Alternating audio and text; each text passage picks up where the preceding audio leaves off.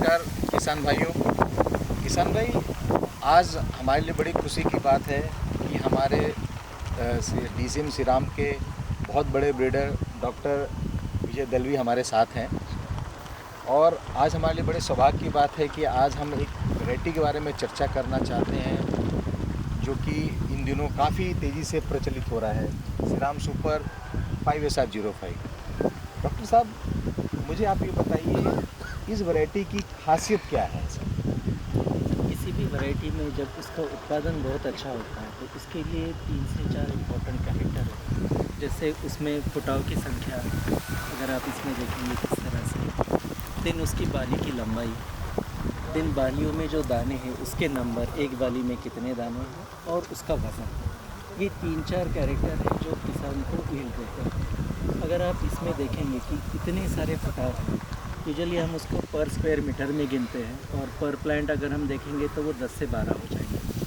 इसमें 1/1 metre square का अगर हम करते हैं तो वहाँ पे पता चल जाएगा कि वो 350 से ज़्यादा उसमें टीलर्स हैं। देन इसकी बाली की लंबाई अगर हम देखेंगे तो ये 13 से 14 सेंटीमीटर की बाली है।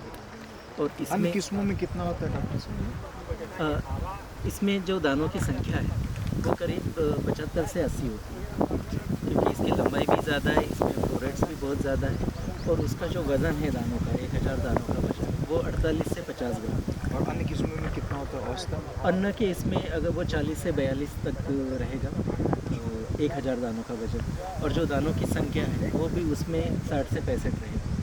तो हर एक बाली में अगर हम देखेंगे कि 8 से 10 दाने ज़्यादा है, उसका वज़न 100 ग्राम में 5 से 6 ग्राम ज़्यादा है, और उसमें फुटाव जो है वो बहुत ज़्यादा है, तो डेफिनेटली किसान को अच्छा यील्ड मिलेगा। इसमें और एक चीज़ है, आप देखेंगे कि प्लांट पूरा क्लीन है, इसमें किसी भी प्रकार का रोग नहीं है। जी। जो हुआ आता है उसके लिए बिल्कुल सहनशील है। तो इसमें अगर आप इनके पत्ते देखेंगे तो ये पूरे क्लीन पत्ते हैं, कोई भी रोग का इसमें निशान नहीं है। वही अगर अदर किस्मों में देखेंगे तो उसमें जो हिबिस्कस कोरिया है वो डिसीज़ पर्टिकुलरली बिहार रीजन में बहुत ज़्यादा है, और रतुए का भी प्रभाव है, तो वो इसमें दूसरा डॉक्टर साहब, जो ये वैरायटी है, वैरायटी में जनरली अभी वातावरण में बहुत बदलाव आ रहे हैं जी।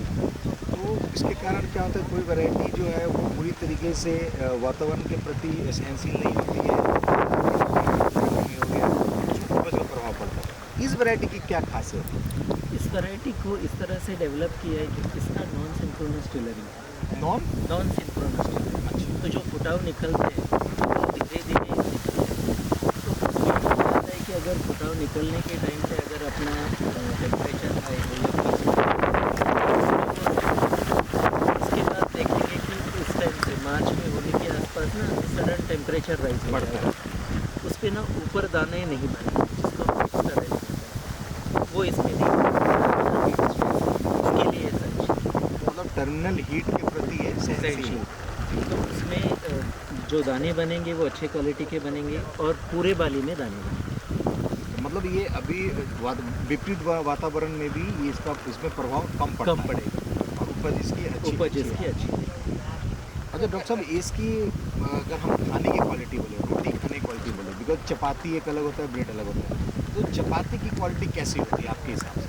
जो इंडिया में गेहूँ ग्रो किया जाता है उसका मोस्टली चपाती की हुई है।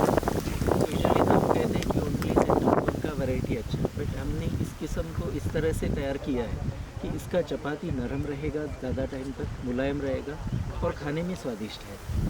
अच्छा, तो डॉक्टर साहब आप, और दूसरी बात ये कि क्या ये इसका कोई ड्यूरेशन भी है कि इससे में लगा सकते हैं, इससे में नहीं लगा सकते हैं?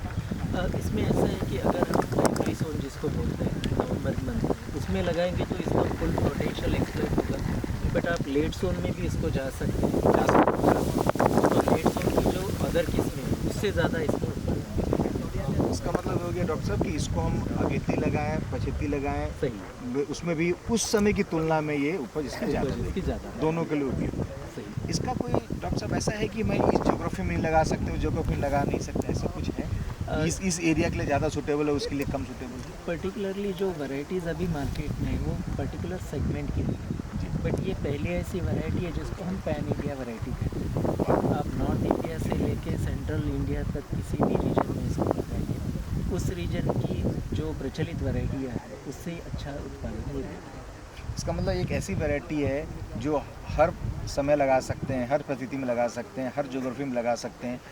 वहाँ पे अभी जो दूसरी वैरायटी प्रचलित वैरायटी उसकी तुलना में ये बहुत अच्छा अच्छा ही है। मिलेगा।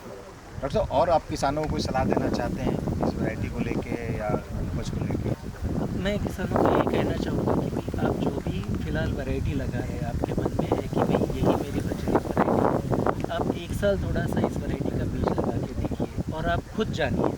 हम तो बोलेंगे इस पे जो भी अच्छे गुण हैं वो हम बोलेंगे, बट आप खुद लगा के देखेंगे। अभी आज ही हमने एक किसान से बात किया तो उन्होंने 4 साल से वैरायटी लगा रहे हैं और स्लोली उसका एरिया वो बढ़ा रहे हैं कि मैं अभी इसके बाद दूसरा वैरायटी नहीं लगाऊंगा। तो ये वैरायटी पैन इंडिया की हर लगभग लोकेशन के किसान इसको लगा सकते हैं। तो किसान भाइयों, आपने देखा ये हमारे डॉक्टर विजय दलवी हैं जो गेहूं के बहुत बड़े वैज्ञानिक हैं, ब्रीडर हैं। इन्होंने इस वैरायटी के बारे में बहुत डिटेल बताई है और अंत में ये सारांश निकलता है इसका कि ये वैरायटी एक ऐसी वैरायटी है जो हर परिस्थिति में इसकी उपज अच्छी आएगी, हर क्लाइमेटिक कंडीशन को सहने की इसके अंदर क्षमता है। साथ ही साथ इसकी जो कैरेक्टर है, ज़्यादा कल्ले निकलना, लंबी बाली होनी, बाली में ज़्यादा दानों की संख्या होना, ये पूरे तरीके से ये निर्धारित करता है कि अन्य किस्मों की तुलना में इसकी उपज ज़्यादा आएगी और जब उपज ज़्यादा आएगी तो आपको इसका बेनिफिट, आपको इसका आय भी आपको ज़्यादा मिलेगा। अतः हम सभी किसान भाइयों से निवेदन करते हैं कि कृपया करके इस वैरायटी को ज़रूर ट्राई करें और उसका ज़्यादा लाभ उठाएं। बहुत बहुत धन्यवाद।